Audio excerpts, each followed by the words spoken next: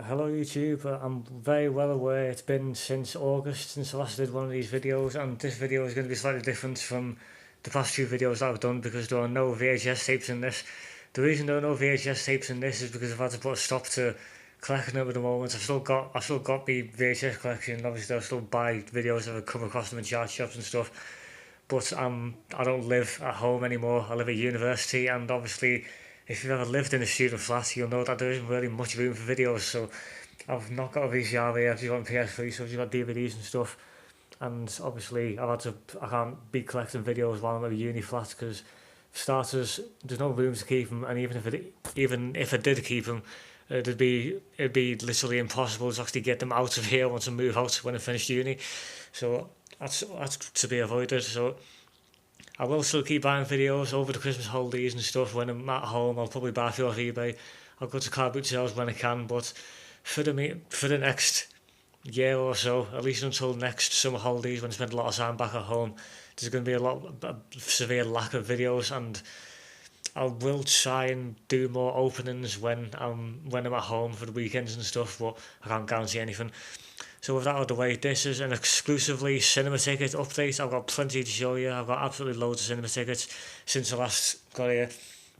I do have a few DVDs and Blu-rays as well, but I'm not going to show you those today because I've got too many cinema tickets, and I don't want the video to get too long because this is the first time I'm going to actually be uploading the video from this internet connection that I've got in my uni flat. So the DVDs and Blu-rays update will be next time, and probably a few more cinema tickets next time. But for now, it's just the cinema tickets, so might as well kick it off. The first cinema ticket, this one, is from 17th of August. So yeah, that's the last time I did an update. This is a documentary film called Dinosaur 13, which I thought was really really good. It got an incredibly limited release because it was released by Dogwolf, and none of their films ever get wide releases. But yeah, this was really good. It comes on DVD next month, I think. Definitely recommend that if you're interested in paleontology, especially. The next one is one Hector in the Search of Happiness, which you can't see because it's not focusing. But this, I wasn't really too fussed on. I'm going to try and get this camera to focus.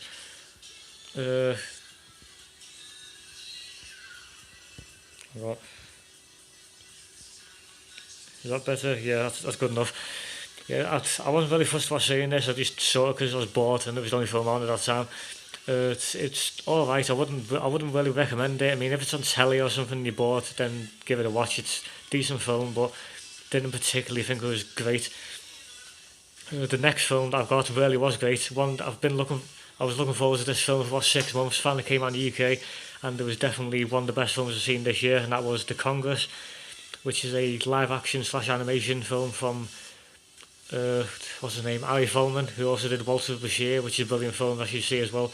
This is his newest film. It's really really good. It's very weird. You have to be sort of interested in animation or the film industry to actually get it.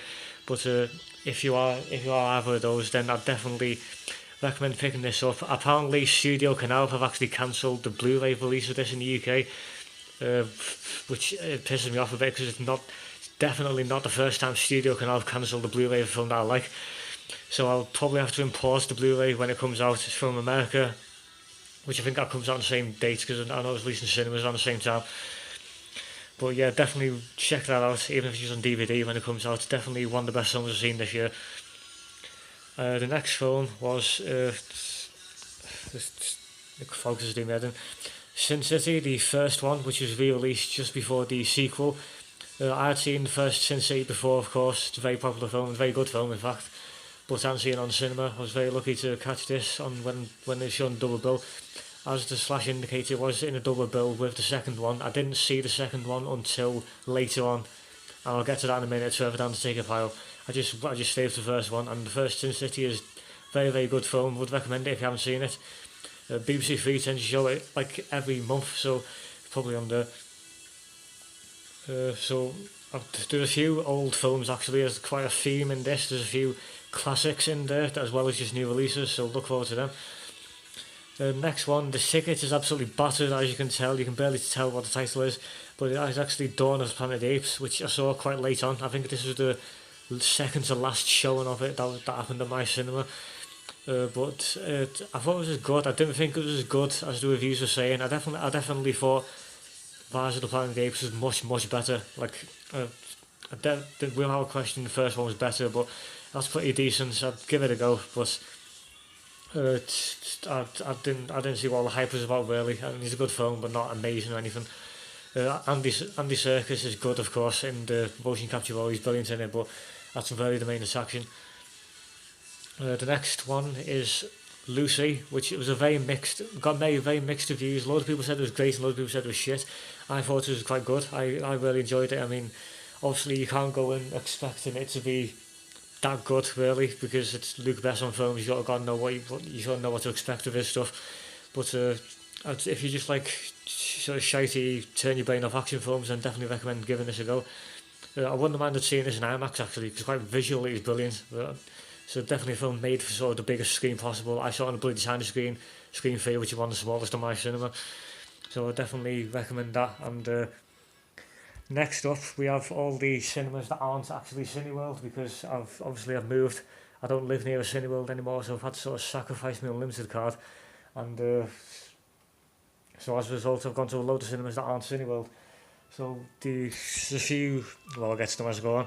First one is In Order of Disappearance, or Kraft Idioten, as it says there. I like that to give you a translation of it. This is a film with Stellan Skarsgård, a subtitled sort of black comedy. I didn't really know what to expect when I went in to see this, because I hadn't seen any trailers or anything, but I enjoyed it. It was a very good film. Definitely check it out when it comes out on DVD. The next one is one I was looking forward to for a while, The Guest, which is the directed by the guy who did You're Next, which is a film that I absolutely hated, didn't think it was very good at all, but I heard all the rave reviews for this one, and I like the style of the trailer and stuff, so definitely looking forward to seeing this, and it's definitely a recommended watch. It's very different from how the trailers made it look, but I think that sort of paid off, so I definitely recommend giving that a go. Some people actually have compared this to Drive, which I think is an interesting comparison. I mean, it is similar in a lot of ways. It's got a lot of neon and a similar soundtrack and stuff, so if you like Drive, then give that a go. The next one is an absolute classic, one of the best comedy films of all time, of course, Airplane, which was a flashback showing, and had quite a big audience. Everyone was laughing heads off. It had a really good atmosphere, so obviously I'd seen the film before, not for a few years actually. It was some of the jokes in it were quite fresh in my mind, but definitely a good experience watching this. And if you haven't seen it before, then you definitely need to see it, because it's one of the essential comedy films really. The next one that I've got, this ticket's a bit faded as well, but this is, as you can see, this is Frank Mill. Frank Miller's Sin City 2: A Dame to Kill For.